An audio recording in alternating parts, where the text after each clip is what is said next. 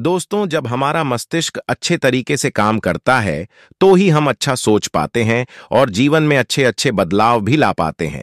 और जीवन में अगर बड़े फैसले लेने हैं, मुश्किल हालातों से निपटना होता है, तो हमें मानसिक रूप से मजबूत होना बहुत ज्यादा जरूरी होता है। जरूरी नहीं कि आपकी जिंदगी में हर पल अच्छा ही होता रहे और आप तभी खुश रहे।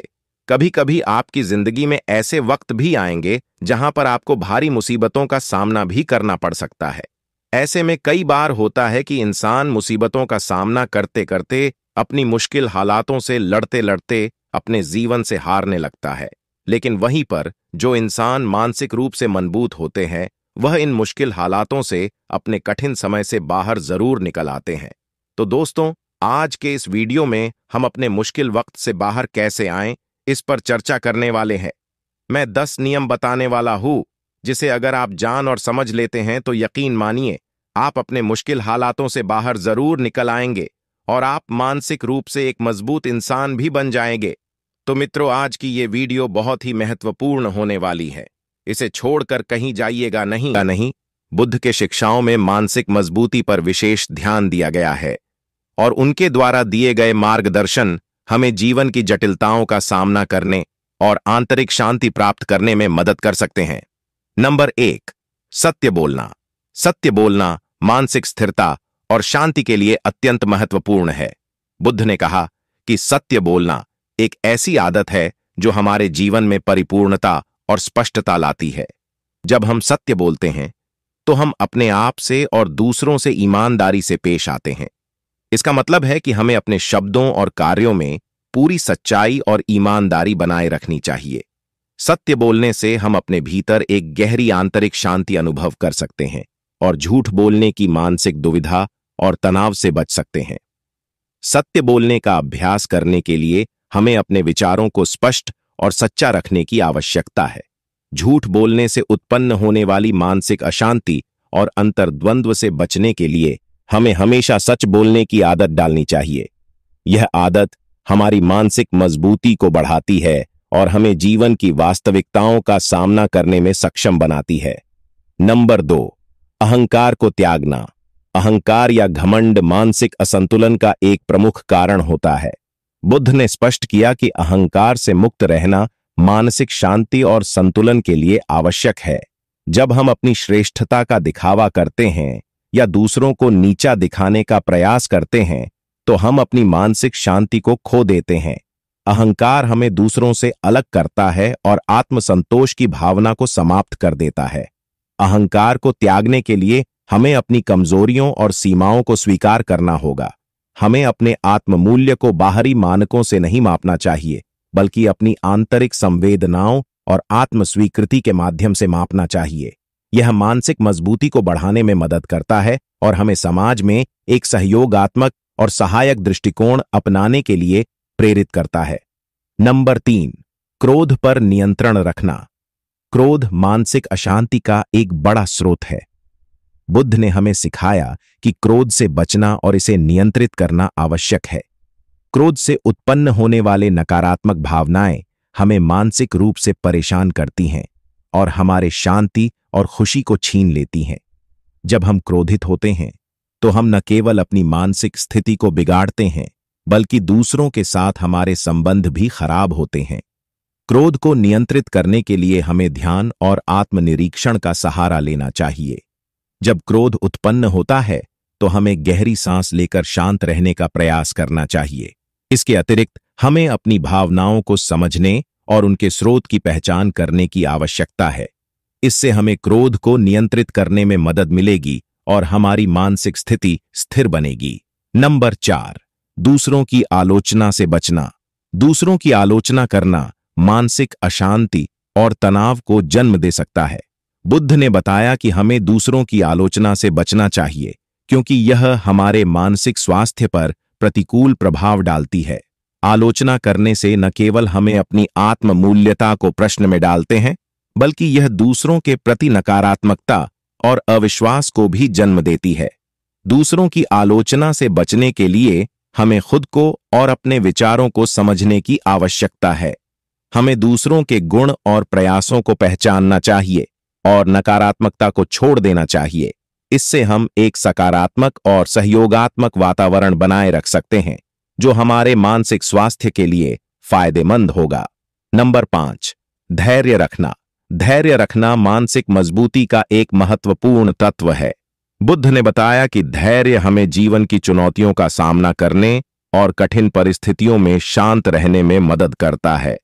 धैर्य रखने से हम अपने लक्ष्यों को हासिल करने के लिए आवश्यक समय और प्रयास दे सकते हैं और जल्दबाजी या निराशा से बच सकते हैं।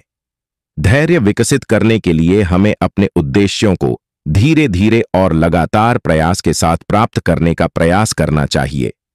हमें हर स्थिति को समझने और उचित समय पर निर्णय लेने की आदत डालनी चाहिए।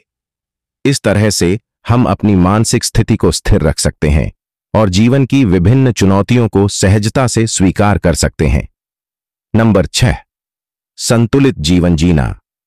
संतुलित जीवन जीना मानसिक और शारीरिक स्वास्थ्य के लिए अत्यंत महत्वपूर्ण है। बुद्ध ने कहा कि हमें जीवन के विभिन्न पहलुओं को संतुलित तरीके से अपनाना चाहिए, जैसे कि कार्य और आराम, खुशी और जिम्मेदारी, और सामाजिक और व्यक्तिगत समय। संतुलित जीवन जीने से हम तनाव और चिंता से बच सकते हैं और एक स्थिर मानसिक स्थिति बनाए रख सकते हैं। संतुलित जीवन जीने के लिए हमें अपनी दिनचर्या में उचित समय प्रबंधन और प्राथमिकताएं तय करनी चाहिए। हमें अपने कार्यों को योजनाबद्ध तरीके से करना चाहिए और व्यक्तिगत समय भी देना चाहिए। इससे हम मानसिक तनाव को कम कर सकते हैं और एक खुशहाल और संतुलित जीवन जी सकते हैं। नंबर 7, समय का सदुपयोग करना। समय का सदुपयोग मानसिक स्थिरता और उत्पादकता के लिए महत्वपूर्ण है। बुद्ध ने समय की महत्वता को समझते हुए बताया कि हमें अपने समय का उपयोग समझदारी से करना चाहिए। समय का सही उपयोग हमें कार्यों को प्राथमिकता देने, लक्ष्यों को प्राप्त करने और मानसिक शांति बनाए रखने में मदद करता है। समय का सदुपयोग करने के लिए हमें अपनी दिनचर्या को योजनाबद्ध करना चाहिए और समय सीमा के भीतर कार्य पूरा करने की आदत डालनी चाहिए। इसके अतिरिक्त हमें समय समय पर विश्राम और आत्मनिरीक्षण भी करना चाहिए। इससे हम अपने कार्यों में बेहतर प्रदर्शन कर सकते हैं और मानसिक रूप से सशक्त रह सकते हैं। नंबर 8, स्वस्थ आदतें अपनाना। स्वस्थ आदतें अपनाना मानसिक और शारीरिक स्वास्थ्य के लिए आवश्यक है। बुद्ध ने हमें स्वास्थ्य के महत्व को समझाया और बताया कि अच्छे स्वास्थ्य से मानसिक शांति और ऊर्जा प्राप्त होती है। स्वस्थ आदतें जैसे कि संतुलित आहार, नियमित व्यायाम और पर्याप्त नींद हमें जीवन की चुनौतियों का सामना करने के लिए तैयार करती हैं। स्वस्थ आदतें अपनाने के लिए हमें एक नियमित दिनचर्या बनानी चाहिए और अपने जीवन में संतुलन बनाए रखना चाहिए। हमें अपने आहार में पोषक तत्वों की विविधता शामिल करनी चाहिए और नियमित व्यायाम करना चाहिए। इसके अतिरिक्त हमें पर्याप्त नींद और मानसिक विश्राम का भी ध्यान रखना चाहिए।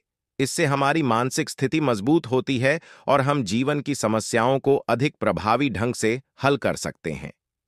नंबर 9, मौन और ध्यान का अभ्यास करना। मौन और ध्यान मानसिक शांति और स्पष्टता के लिए महत्वपूर्ण है। बुद्ध ने ध्यान और मौन के माध्यम से आत्मज्ञान और मानसिक स्थिरता प्राप्त करने का मार्ग बताया। ध्यान और मौन से हम अपने विचारों और भावनाओं को समझ सकते हैं और आंतरिक शांति को अनुभव कर सकते हैं। ध्यान और मौन के अभ्यास के लिए हमें नियमित समय निकालना चाहिए और शांतिपूर्ण वातावरण में ध्यान लगाना चाहिए। हमें अपने विचारों और भावनाओं को अवलोकन करने की आदत डालनी चाहिए और खुद को भीतर से समझने की कोशिश करनी चाहिए। इससे हम मानसिक शांति प्राप्त कर सकते हैं और जीवन के विभिन्न पहलुओं को बेहतर तरीके से समझ सकते हैं। नंबर 10, दयालुता और करुणा का विकास। दयालुता और करुणा मानसिक शांति और स्थिरता के लिए आवश्यक गुण हैं। बुद्ध ने हमें सिखाया कि दूसरों के प्रति दया और करुणा विकसित करना महत्वपूर्ण है, क्योंकि यह हमारे भीतर सकारात्मक भावनाओं को जन्म देता है और तनाव और चिंता को कम करता है।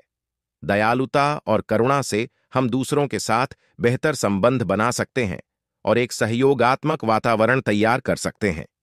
दयालुता और करुणा का विकास करने के लिए हमें दूसरों की समस्याओं और कठिनाइयों को समझने की कोशिश करनी चाहिए और उनकी मदद करने का प्रयास करना चाहिए। हमें अपनी संवेदनाओं और भावनाओं को व्यक्त करने के लिए दयालुता और करुणा का उपयोग करना चाहिए। इससे हम अपने मानसिक स्वास्थ्य को बेहतर बना सकते हैं और एक सकारात्मक जीवन जी सकते हैं। इन 10 नियमों का पालन करके हम मानसिक रूप से मजबूत और स्थिर बन सकते हैं। बुद्ध के ये शिक्षाएं हमें जीवन की जटिलताओं का सामना करने, मानसिक शांति प्राप्त करने और एक संतुलित और खुशहाल जीवन जीने में सहायता करती हैं।